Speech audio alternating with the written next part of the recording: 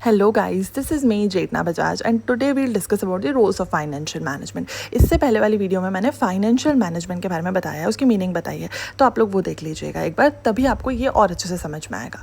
अब देखो हम लोग फाइनेंशियल मैनेजमेंट के बारे में पढ़ते हैं, इसके रोल्स के बारे में पढ़ते हैं। बेसिकली देखो कि एक ऑर्गेनाइजेशन में कुछ पर्टिकुलर डिजिग्नेटेड लोग रहते हैं जो कि ऑर्गेनाइजेशन में पूरी तरीके से फाइनेंसेस को हैंडल करते हैं। उनका एक प्रॉपर डिपार्टमेंट रहता है जिसमें पूरी ऑर्गेनाइजेशन के एक एक हिसाब किताब जो भी ऑर्गेनाइजेशन में होता है उसका ध्यान रखना, उसकी केयर करना, उसको सही समय पे मेंटेन करके रखना, उसके रिकॉर्ड्स मेंटेन करना, ये सारे काम वो लोग करते हैं और उसी को कहा जाता है फाइनेंशियल मैनेजमेंट, जहाँ पे वो लोग इस पर्टिकुलर फील्ड में काम करते हैं। ठीक है, अब ये लोग क्या क्या रोल करते हैं, मतलब इनके जो यहाँ पे लोग रहते हैं वो लोग क्या काम करते हैं। तो सबसे पहले उनका काम क्या रहता है, फिक्स्ड एसेट्स के साइज एंड कंपोजिशन को देखना।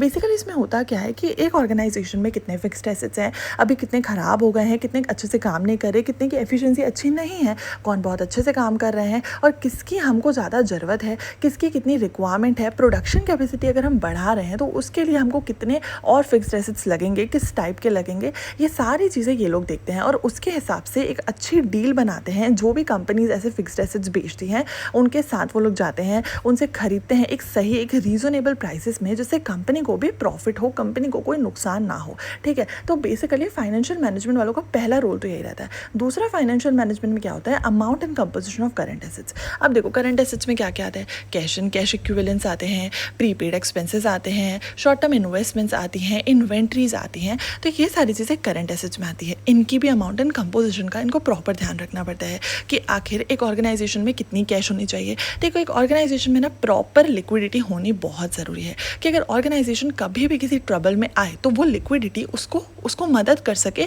हेल्प कर सके उसकी, और उनको एक सही स्टेज में ऑर्गेनाइजेशन को पहुंचा सके, ऑर्गेनाइजेशन एकदम से घाटे में ना जाए। तो उसके लिए प्रॉपर लिक्विडिटी होनी ज़रूरी है। उसके साथ साथ प्रॉपर स्टॉक मेंटेन होना चाहिए, प्रॉपर इन्वेंट्री, मतलब उसी को कहते हैं इन्वेंट्री होनी चाहिए, प्रॉपर कैश अवेलेबल होना चाहिए एक ऑर्गेनाइजेशन में, प्रॉपर इन्वेस्टमेंट्स होनी चाहिए, शॉर्ट टर्म प्रीपेड एक्सपेंसेस होनी चाहिए, वॉट नॉट। तो करंट एसेट्स जो होते हैं वो भी ऑर्गेनाइजेशन में सही अमाउंट में अवेलेबल होने चाहिए।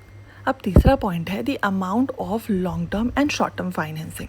देखो लॉन्ग टर्म और शॉर्ट टर्म फाइनेंसिंग का मतलब क्या होता है। लॉन्ग टर्म फाइनेंसिंग मीन्स ऐसा लोन जो एक ऑर्गेनाइजेशन लेती है, वहाँ से फंड्स रेज करती है, जहाँ पे उसको 1 साल से लेकर के 5 साल तक का टाइम रहता है अपने पैसे को रीपे करने में। और शॉर्ट टर्म फाइनेंसिंग का मतलब क्या रहता है कि उनको 1 साल के अंदर अंदर पैसे को रीपे करना होता है। तो ऑर्गेनाइजेशन मोस्टली ना ये चेक करती है कि हमको कितना लॉन्ग टर्म फाइनेंसिंग लेना है, कितना शॉर्ट टर्म फाइनेंसिंग लेना है, सो दैट बाद में ऑर्गेनाइजेशन को ट्रबल ना फेस करना पड़े। देखो अब नेक्स्ट पॉइंट में फिक्सिंग डेट इक्विटी रेशियो, जिसको कंपनी करती है अपनी स्टेबिलिटी और फाइनेंशियल हेल्थ को पता करने के, और ये जितना कम रहेगा उतनी ही कंपनी की फाइनेंशियल स्टेबिलिटी अच्छी। और नेक्स्ट पॉइंट में प्रॉफिट एंड लॉस अकाउंट के आइटम्स